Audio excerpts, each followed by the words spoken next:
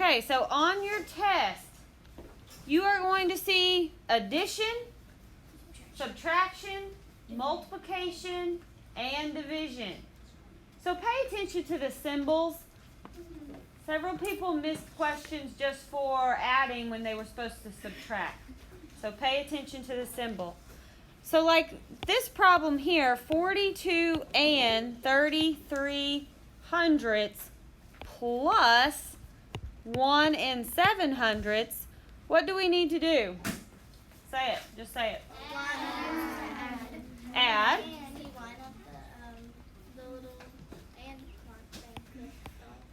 The decimal. Yeah, the decimal. Okay, so 42 and 33 hundredths plus 1 and 7 hundredths. So now we add, starting with the lowest place value, the right.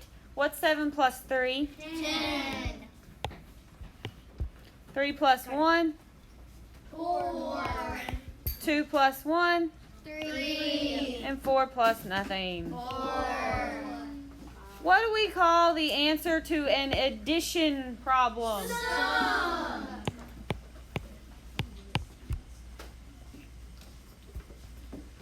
Very good. Okay, now a subtraction problem. This one is on the test. It is it was tricky for some people. 100 minus 13 hundredths. How are we going to line that up? Aaron?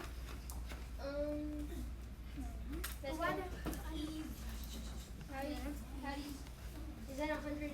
Just 100? Just 100. You're gonna put 100 and then put the decimals behind it. After the ones place? No, like below it, but down. Below it, under it. Yeah, like right where the decimal is right there. Below it. Yeah, and then put 13.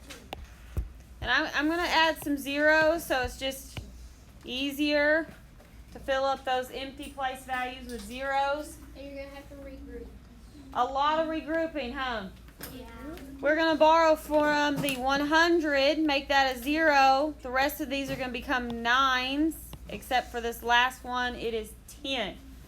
So 10 minus 3. 7. 9 minus 1. 8. 9 minus 0. 9. 9 minus 0. 90 minus 87 hundredths. If you do not line up the decimals, you will not get the correct answer. At first And of course, it's subtraction. What do we call the answer to a subtraction problem? Difference. Okay, now multiplication. Don't forget about the powers of 10. Okay, let's see. Let's try one. 253 times 1 and 7/10.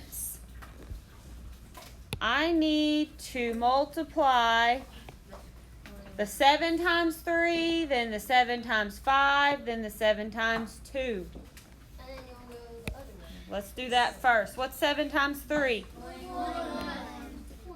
7 times 5. 35 plus 2. 7 times 2. 17. Okay, now let me erase this highlighting and what I carried here. Now I want to multiply. It's supposed to be highlighted. The tens place by 253. Drop your zero under the second one. And then what's the shortcut? What's 253 times 1? 253. 253. Now what do I do to these two partial products? Add the partial products. 7 plus 3. 7 plus 1 plus 5.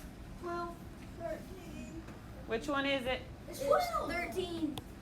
12, 9, 10, 12. 2, 3, 4. Now, is our answer 4,301? No. No, why not? Because the decimal. Because here is my decimal. It's number decimal. My decimal's in the tens place. So I have to go over one place and then put the decimal. So what is my product? 4. Well, is that 0? 430 and 110. 430 and 1/10. Okay. Now to division. Oh, yeah. Let's look at this problem right here and try to remember the shortcut way to divide compatible numbers here.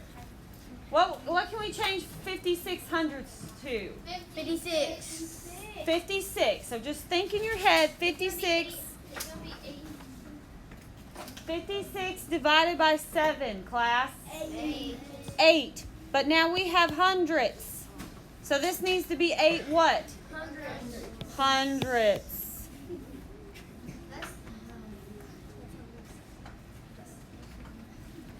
One last problem that I'm working for you.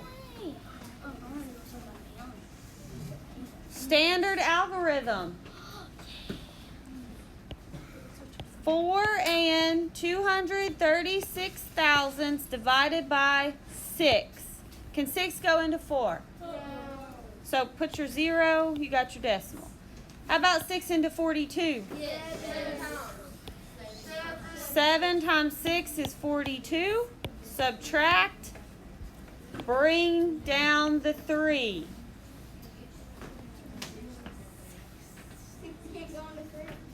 I'm just waiting for everyone to quit playing around and pay attention. How many times can 6 go into 3? 0. So I have to put the 0 up there. 0 times 6 is 0. Bring down the subtracted, got 3. Bring down the 6.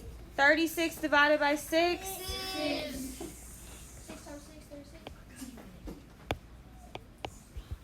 Subtract, we've got 0. We don't have any other problems in our dividend. So we have our quotient of 706 thousandths.